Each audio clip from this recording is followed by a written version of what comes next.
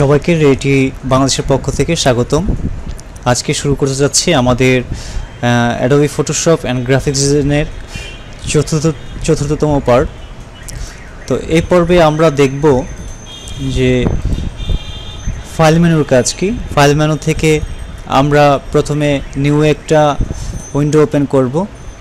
এখানে আমরা বিভিন্ন মাপের একটা উইন্ডো নিয়ে আসতে পারি, যেমন এখানে আছে বিভিন্ন মাপ আছে, A4 A3, তারপর এইগুলি বিভিন্ন মাপ আছে।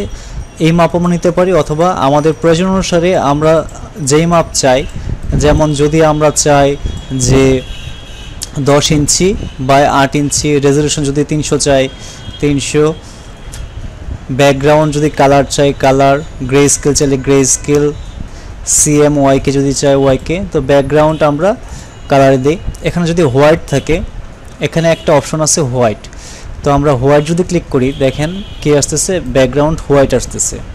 আবার এটা কেটে দিলাম। আবার এখান থেকে নিউ ফাইলে যাব।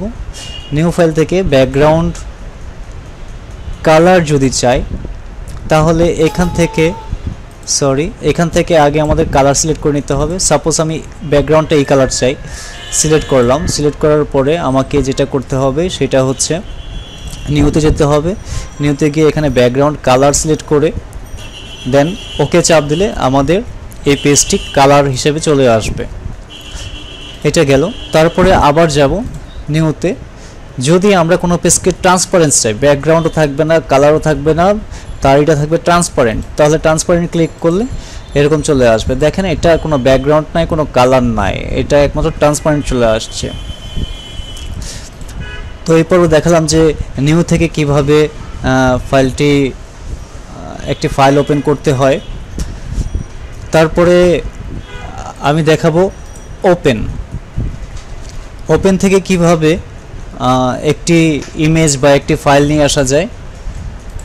তাহলে ওপেনে ক্লিক করলাম। ওপেনে ক্লিক করার পরে আমার যে ড্রাইভে ছবি থাকবে আমি সেই ড্রাইভটি সিলেক্ট করব, সেই ড্রাইভে ঢুকবো। ঢুকে যে ছবিটি আমার দরকার সেই ছবিতে আমি ক্লিক করব, দেন ওপেন। দেখেন একটি ছবি ওপেন হয়েছে। এখন এই ছবিতে আমরা কাজ করব। আমাদের কাজটা হচ্ছে ছবির যে ব্যাকগ্রাউন্ড আছে এই ব্যাকগ্রাউন্ডটাকে সরিয়ে দেওয়া। তো এই ব্যাকগ্রাউন্ড কিভাবে সরায়, এটা কোন টুলের কাজ করতে হয়, এটা আমি পরবর্তী টিউটোরিয়াল দেখাবো। তো আজকের মতো আমার টিউটোরিয়াল এখানে শেষ করছি। পরবর্তী টিউটোরিয়াল দেখার আমন্ত্রণ জানিয়ে ধন্যবাদ।